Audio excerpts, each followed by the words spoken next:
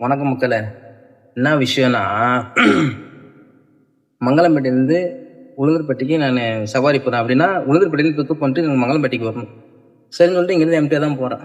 போகிற வழியில் சுமைதாங்கி கிட்ட நண்பர் தான் ஒருத்தன் தெரிஞ்சவன் கை காமிக்கிறான். மச்சான் எங்கே சும்மா தானே போகிறேன், என்னை ஏற்றிட்டு போடான்றான்.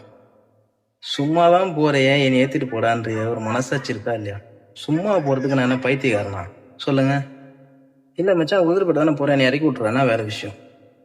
சும்மா தான் போறியான்னா எம்மாங்க வைத்திருச்சு வரும்.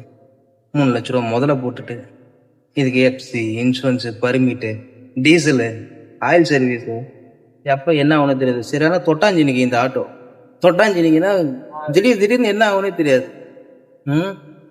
இவ்வளோ இருக்கும்போது நீ சும்மா தான் போறியா, நீ ஏற்றிட்டு போடான்னா என்ன அர்த்தம்?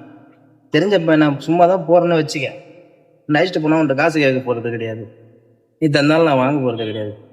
சரி ஓகேவா, போய் இறக்கி விட போகிறேன். கொஞ்சம் இந்த வார்த்தை விடும்போது கொஞ்சம் யோசிக்கிறது இல்லை. நீ ஏறும் போது என் பெயிண்ட்டு ஸ்க்ராட்ச் ஆகும், உட்காரும் போது என் சீட்டு தேய்மானமாகும், ஒன்று என் டயர் எழுந்தும், இன்ஜனுக்கு லோடு வரும். சும்மா தான் போகிறேன்னு என்ன அர்த்தம்?